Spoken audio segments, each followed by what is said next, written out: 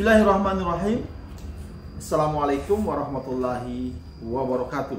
Dengan saya Darso Arif Bakuama di Toiba TV pada hari Ahad tanggal 9 April 2023 atau hari ke-19 kita menjalani ibadah di bulan Ramadan. Saudara-saudara, berikut ini adalah saya akan hadirkan seorang sosok dari seorang perempuan yang bernama Ibu Ana. Ibu Ana ini saya pribadi melihat bahwa dia sempat menjadi atau pernah menjadi orang penting dalam kehidupannya Jam'an Nur Khatib Mansur. Saya pertama kali bertemu dengan Ibu Ana pada tahun 2017 lalu, cukup lama, di Bekasi. Kemudian Ibu Ana banyak bercerita soal bagaimana dia membangun hubungan atau punya ketersinggungan bisnis dan lain sebagainya dengan Jam'an Nur Khatib Mansur. Kami lebih sering berdialog dengan WhatsApp. Kemudian pada tanggal 2 Februari 2021 yang lalu, saya mengirim surat kepada Jam'an Nur Khatib Mansur. Saya mengantar sendiri surat tersebut dalam rangka mengklarifikasi atau mentabayun soal Ibu Ana ini kepada Jam'an Nur Khatib Mansur. Saya minta penjelasan dia. Saya sendiri yang mengantar surat itu dan diterima oleh asisten rumah tangganya Jam'an. Sayang sekali sampai detik ini Jam'an tidak pernah menjawab klarifikasi atau tabayun saya itu. Nah, saudara-saudara, seberapa pentingnya Ibu Ana dalam kehidupan Jam'an? Saya akan menghadirkan beberapa video. Nanti dari situ baru kita bisa menilai sendiri siapa sesungguhnya Ibu Ana ini dan bagaimana dengan Jam'an Nur Khatib Mansur. Video pertama ini singkat saja karena Ibu Ana juga masih punya kepentingan di kota yang lain. Terima kasih telah memperhatikan video saya. Billahi taufiq wal hidayah. Wassalamualaikum warahmatullahi wabarakatuh.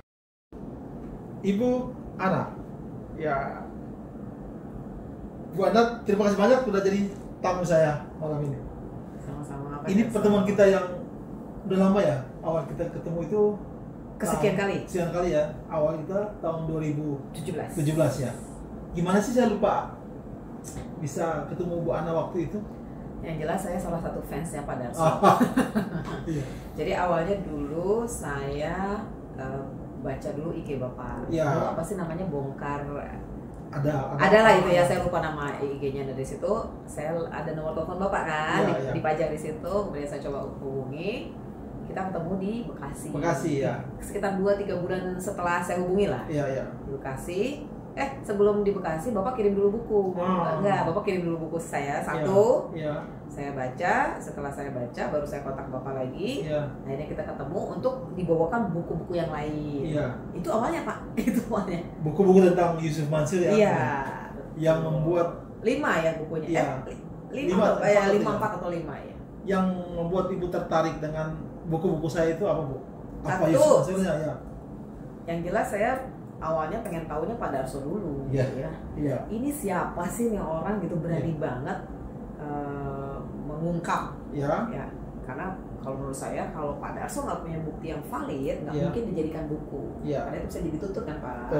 Makanya saya penasaran nih, siapa nih Pak Darso? Kok bisa punya bukti sekian banyak? Bukan bukti ya, artinya sesuatu yang berani diungkapkan. Iya. Ya. Masalahnya yang Bapak ungkap itu, atau yang Bapak kuliti itu, ini bahasanya kalau kuliti kasar nggak sih? Enggak ya? Iya. Itu kan orang besar. Iya. Ya, orang besar. Boleh dikatakan begitu. Boleh dikatakan begitu. Iya. Pada zaman. Ya, sekarang juga Pak masih. Iya. Nah, berawal dari situlah makanya saya penasaran. Iya. Jadi lebih tertarik karena tentang Yusuf Mansur ya saya. Iya, awalnya ke Pak Darso dulu, tapi iya. kontennya sebenarnya bukan Pak Darso yang saya target. Iya. Jadi sebenarnya apa sih yang Ibu simpulkan dari tulisan-tulisan saya atau buku-buku saya itu tentang Yusuf Mansur? Dari semua buku yang saya baca ya. Iya. Kasusnya sekarang mungkin menjadi banyak ya. Mungkin dari kesimpulan keseluruhan itu kesan yang ditangkap oleh saya Itu sepertinya beliau tuh banyak berbohong begitu ya Pak. Iya. Jadi banyak orang merasa dibohongi. Iya. Itu sih satu kata itu aja. Kalau yang lain-lain kan bagian dari itu. Oke. Bu, banyak orang membaca buku saya. Banyak orang juga kenal dengan Yusuf Mansur, dekat dengan Yusuf Mansur. Tapi kan tidak ada yang punya ketertarikan lebih seperti yang Ibu tampakkan pada saya. Jadi sebenarnya apa sih Ibu ketersinggungan Ibu dengan Yusuf Mansur sehingga Ibu begitu tertarik mau bertemu saya, mau membahas buku saya dan semua yang mengenai Yusuf Mansur. Oke. Ini kan menjadi pertanyaan nanti ke penonton Taiba. Oke. Saya itu kenal beliau sekitar 2011. 2011. Posisinya saat itu saya lagi pengen hijrah. Hijrah. Jadi saya nyari guru. Jadi lagi nyari guru yang bisa saya tanya-tanya karena saya lagi mau hijrah dari dunia kiri ke dunia kanan. Awalnya itu ya Pak. Awalnya. Kemudian saya bertemulah dengan beliau, diperkenalkan. Sampai kemudian ada apa istilahnya? Ada janji beliau, ada janji beliau. Yang sampai saat ini sih sebenarnya belum terrealisasi. Jadi si bohong itu tadi pada saat itu aku mikirnya gini. Si bohong. Iya kata si bohong itu. Kata si bohong itu ya. Kok aku pernah dijanjikan ini kok enggak juga ya gitu lah. Nah kemudian saya ketemu buku-buku Bapak itu akhirnya kayaknya bukan aku doang dia yang dibohongin. Itu aja sih Pak awalnya dari situ. Sebelum kita bicara soal yang ini yang terakhir ya, yang dibohongi itu ya, si bohong ini apa yang dibohongi? Aku belum apa yang dijanjikan dulu enggak. Oke, sebelum kita sampai ke situ, saya mau tanya, Ibu ketemu dengan Yusuf Mansur itu dalam rangka mau hijrah? Dulu awalnya cari guru. Cari guru, karena mau hijrah dari suatu keadaan yang kurang bagus menjadi lebih baik. Terus kenapa Yusuf Mansur yang dipilih? Karena dikenakan sama teman dekat. Sebelum itu Ibu pernah lihat Yusuf Mansur di TV atau Nggak pernah. Karena waktu itu teman aku udah kenal duluan. Udah kenal duluan. Jadi begitu bertemu dengan Yusuf Mansur, kesannya apa Bu? Waktu di awal? Iya. Waktu di awal ya, karena saya nggak kenal pada saat itu, saya justru nggak punya gambaran ini beliau siapa. Malah saya nanya, Bapak siapa? Pada saat itu ya, karena saya nggak kenal, memang nggak tahu. Cuman referensi dari teman, bisa dijadikan ya buat nanya-nanya lah ya, untuk soal yang berbau agama tentunya. Dan itu akhirnya Ibu bertanya, belajar dengan dia? Ya ada beberapa kali. Beberapa kali itu pertemuan secara intensif? Ada pertemuan, ada lewat, bukan WA dulu, BBM. Masih SMS atau BBM? Bukan BBM Pak, BBM. Ya. Apa yang Ibu tanya-tanya ke Yusuf Mansur ketika itu dalam rangka hijrah? Intinya sih umpamanya dosa ya, karena kan kaitannya dengan dosa. Kalau orang berdosa itu bagaimana cara membersihkan dosa, kemudian mengenal Tuhan gitu. Kemudian beliau itu mengarahkan untuk baca bukunya, ada buku-bukunya ya. Yang seri Tuhan yang hilang? Mencari Tuhan yang hilang. Mencari Tuhan yang hilang. Iya. Itu yang enggak. Dan apa yang Ibu cari ketika itu mendapat jawaban dari seorang Yusuf Mansur? Enggak semua. Enggak semua ya. Bu, kan banyak ustadz yang lain atau guru yang lain mungkin sekitar kediaman atau kota tempat Ibu tinggal. Karena referensi dari teman itu. Ya. Jadi aku tuh nggak sempat mikir Pak. Oke, kata teman ini bagus. Oke. Pas saat itu saya lagi haus. Lagi haus gimana sih Pak? Butuh cepat. Teman mereferensikan oke, saya terima aja. Pada saat itu ya tanpa berpikir panjang atau membandingkan, ada yang ini ada yang itu ya. Dan terobati rasa ingin berubahnya Ibu dengan Yusuf Mansur akhirnya terobati. Kalau boleh dibilang jujur saat itu saya nggak ngerti itu apakah terobatinya karena beliau atau memang rasa hijrah saya karena Tuhan aja gitu. Kan itu beda konteks ya. Iya. Waktu itu Ibu apa kesibukannya ketika itu? Saya sekretaris direktur. Sekretaris direktur di perusahaan? Di sebuah rumah sakit. Sebuah rumah sakit. Oke. Bu, sampai pada proses janji yang dia berikan pada Ibu, gimana Bu sampai bisa terjadi janji itu? Jadi waktu itu tuh beliau pernah menjanjikan aku itu untuk pindah ke Jakarta. Ya, pindah ke Jakarta untuk bekerja di Jakarta, ya, sehingga akhirnya saya keluarlah dari pekerjaan saya, ya, sebagai sekretaris direktur itu. Iya. Ya. Dan ternyata zonk. Ibu pindah akhirnya? Belum sempat pindah, Pak. Masih tetap di kota saya, tapi ya jadinya belum selesai juga. Dan ibu pekerjaan itu nggak ada sampai sekarang. Dan ibu tidak pernah pindah ke Jakarta dong? Saya bingung, Pak, kalau di Jakarta tanpa pekerjaan, nanti ngasih makan anak saya pakai apa?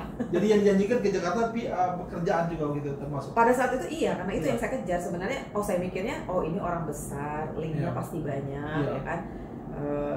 Kalau dijanjiin kerjaan, pasti kerjaannya akan lebih baik secara materi dong. Iya. Apalagi saya kan punya anak untuk dibiayai. Iya. Saya hanya mikirnya sesimpel itu. Iya. Dan tahun 2011 ya?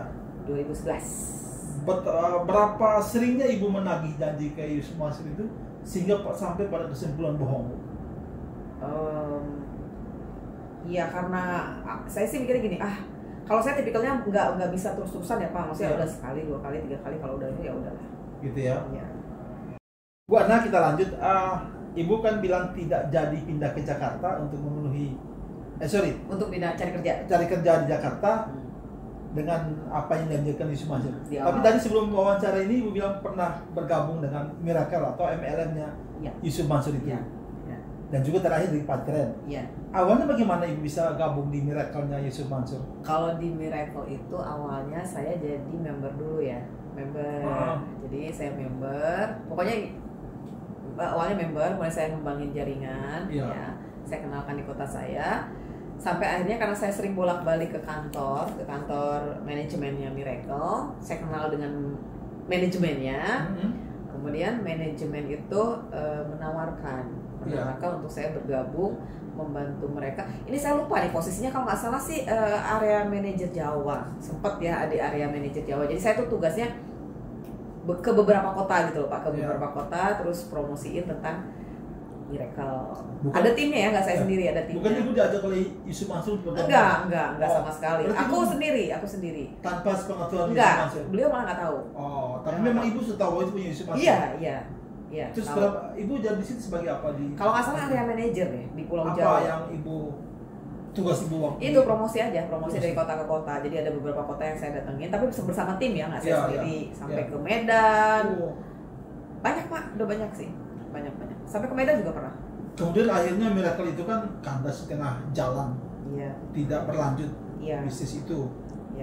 Sebagai orang dalam, apa sih yang ibu lihat sebabnya sehingga Miracle itu berhenti? Itu saya juga nggak bisa jawab, nggak tahu. Karena saya juga ada pertanggungjawaban moral sama member yang saya tarik. Itu saya nggak ngerti sampai sekarang. Pertanggungjawabannya apa, Bu? Ya kan mereka saya tarik, saya ajakin. Kemudian tiba-tiba apalagi waktu itu saya sempat ngundang petinggi di kota saya untuk datang ke seminarnya. Kepala daerah ya. Kepala daerah itu datang gitu loh. Jadi ya saya juga sampai sekarang nggak tahu itu alasan, hanya manajemen lah yang tahu, karena saya bukan pemutus keputusan ya. Berapa lama ibu di manajemen? Lumayan setahunan kali ya. Kurang lebihnya. Terus bisa akhirnya berhenti. Ibu berhenti atau? Saya berhenti. Ibu berhenti. Saya sempat diberangkatkan juga ke luar negeri sih. Oleh Miracle itu? Iya, sama ada tim reward sama ininya untuk leader ya? Iya, leader. Jadi sebabnya Miracle itu berhenti? Saya nggak tahu. Itu nggak tahu ya? Persisnya nggak tahu. Yang ibu tahu aja apa sebabnya begitu? Ditinggalin aja gitu loh. Jadi kayak orang yang saya rasain yang dari saya aja ya. Jadi saya tuh nggak ngikut lagi gitu. Terus bisa di habis itu kan Paitren, ada VSI terus berubah menjadi Paitren. Ibu bergabung di Paitrennya atau sejak di VSI-nya?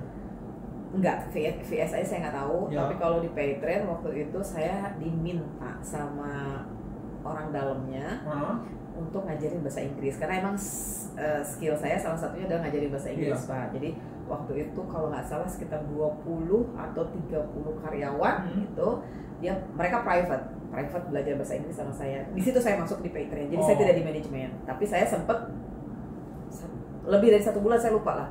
2 bulanan kali ya, 2 bulan atau 3 bulan untuk ngajar. Orang yang minta ibu bergabung itu orang dalam, tapi beliau udah nggak di situ. Dia memang kenal ibu secara pribadi atau memang dia tahu ibunya sebelumnya di Miracle?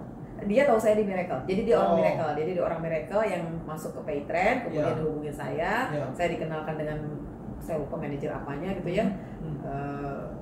Akhirnya ada negosiasi gitu. Iya. Itu Paytrend itu kan di Bandung. Di Bandung. Ibu mengajar, ibu pergi ke Bandung. Saya tinggal di Bandung.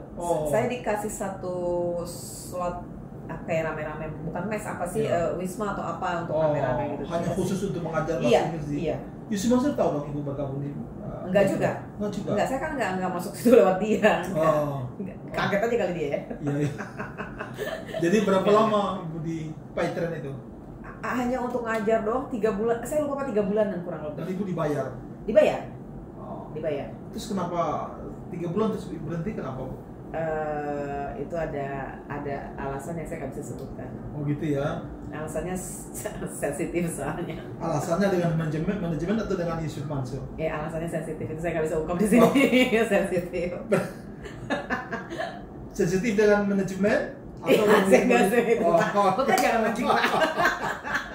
Oke. Pokoknya itu nanti Pak. Oh nanti ya? Iya tapi akan ada alasan. Ibu, Paytrend kan sekarang jadi kayak gini, hancur-hancuran di mana-mana. Nah, sebagai orang pernah di dalam walaupun mengajar bahasa Inggris, ibu tahu nggak sebabnya kenapa Paytrend bisa seperti saat ini yang tidak lagi berjalan? Hilang trust. Kalau menurut saya hilang trust. Hilang trust kepada owner, maksudnya Yusuf Mansur. Iya. Kenapa orang bisa hilang kepercayaan kepada Yusuf Mansur? Ya mungkin karena sekarang mulai bermunculan banyaknya kasus ya, mulai banyak kasus, orang menuntut ya atau segala macam, sehingga akhirnya orang mungkin berpikir mungkin ya di situ sih Pak. Ibu nggak waktu itu menjadi guru tapi nggak ikut cari-cari member? Kalau untuk Paytrend saya enggak ya, karena saya udah cukup kapok dengan Miracle. Jadi saya nggak mau lagi terlibat untuk MLM, saya nggak mau. Kalau sekarang Yusuf Mansur punya MLM baru yang rekruter itu orang, ibu mau bergabung? Nggak mau Pak, nggak mau cukup. Apa karena dia sudah ibu anggap pembohong itu? Enggak, tidak kepada figurnya tapi lebih kepada sistem. Saya nggak suka sistem gitu. Konvensional aja kalau saya mah. Ada barang, bayar, selesai. Kita kembali ke belakang lagi Bu, agak jauh sedikit. Ibu berhenti menagih janji Yusuf Mansur itu kapan Bu? Udah. Kalau untuk kerjaan udah lupa aku kok, nggak pernah ini lagi. Artinya saya udah bendera putih, udahlah. Kalau ibu sekarang tampil di video saya Bu, Yusuf Mansur lihat, terus dia hubungi ibu lagi. Oh iya, saya punya janji, sekarang saya mau tunaikan aku. Ya udah ketuaan, start akunya. Dulu aku usia 32, sekarang 46 Pak. Berapa tuh usianya? 14 tahun yang lalu. Iya. 13-14 tahun yang lalu. Jadi mungkin dia hubungi ibu untuk sebuah pekerjaan yang baru, apa ibu masih mau? Aku udah nggak pengen kerja Pak sekarang. Udah tua Pak, udah tua. Ya mungkin untuk janji yang lain aja lah, dikasih kompensasi yang lain aja lah. Apa kira-kira yang ibu butuhkan? Kalau Maya dia masih mau memberikan janji dia atau mau membayar janji dia, kira-kira kompensasi apa yang ibu mintakan namanya? Ini harus dihitung ya. Harus dihitung. Ya pokoknya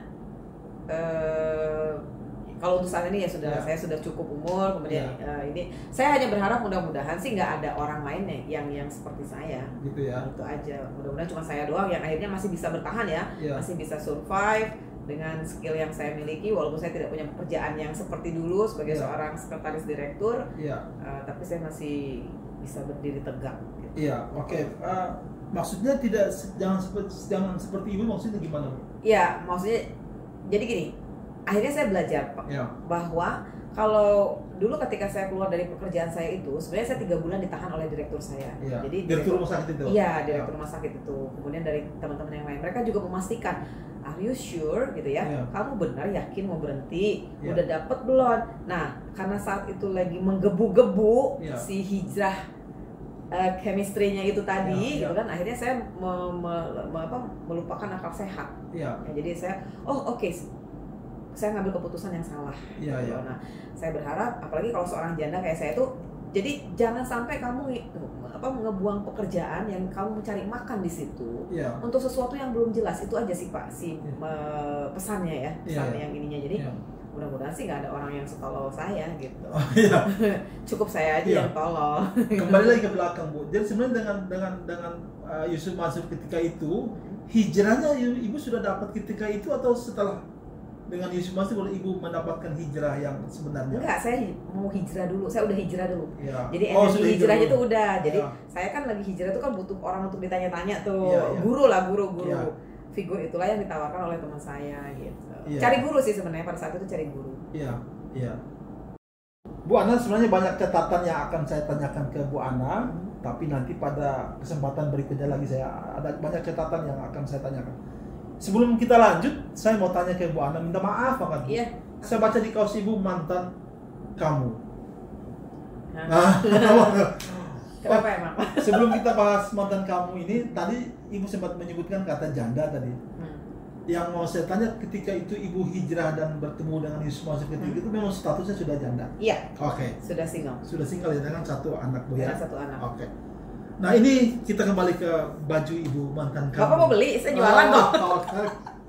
Jualan baju ini? Iya, jualan. Tertulisannya mantan kamu? Iya, jualan. Oke, tapi nanti enggak, ini lengannya saya potong. Aslinya kan dia memang kaos biasa aja modelnya. Cuma ini lengannya saya tarik. Jadi nanti kalau memang ada yang tertarik, hubungi Bapak aja.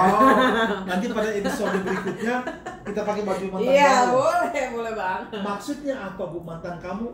Mantan itu apa? Kamu tuh siapa Bu? Oke. Iya.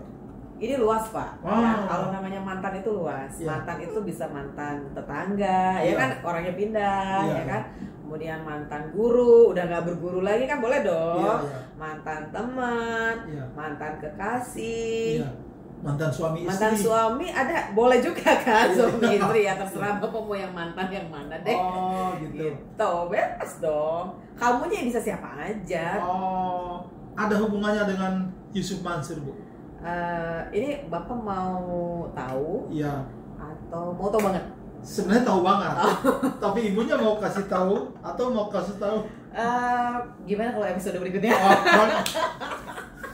Berarti ada hubungannya dengan Yusuf Mansur seperti apa ya? Bu, kalau Yusuf Mansur hari ini lihat Ibu, dia pasti kenal dong atau enggak? Kenal lah, pasti tahu. Kenal? Pasti tahu. Dan kalau andai hari ini di depan Ibu ini adalah Yusuf Mansur, apa yang mau Ibu katakan pada Yusuf Mansur Bu? Silakan Bu. Ini soal saya sama soal umum ya? Iya. Kalau soal saya sih, saya tetap nagih janji Stan. Dulu kan pernah janjiin kerjaan, mana kerjaannya? Belum sampai sekarang. Tapi di sisi lain, karena saat ini sedang ditimpa banyak masalah, saya tetap sebagai umat muslim ya, sebagai orang muslimah, mudah-mudahan diberikan jalan keluar sama Allah untuk menyelesaikan masalah dengan orang-orang yang sekarang sedang berseteru. Ya, mudah-mudahan dimudahkan. Nah, itu ya Pak. Oh gitu ya Bu. Oke, saudara-saudara, cukup saja perbincangan saya dengan Bu Ana kali ini ya. Tapi masih banyak hal-hal yang akan Bu Ana ungkapkan pada kita semua berkaitan dengan banyak hal ya Bu ya. Banyak banget. Utamanya dengan Yusuf Mansur ya Bu. Iya Pak. Oke. Insyaallah ya. Mari episode berikut ya Bu ya. Insyaallah. Insyaallah. Terima kasih Bu Ana, terima kasih banyak malam ini sudah terima saya, udah traktir saya. Saya yang ditraktir Pak. Terima kasih banyak, kita akan tunggu perbincangan saya dengan Bu Ana pada kesempatan yang akan datang. Oke, terima kasih. Assalamualaikum warahmatullahi wabarakatuh. Waalaikumsalam. Bu Ana, makasih Bu Ana.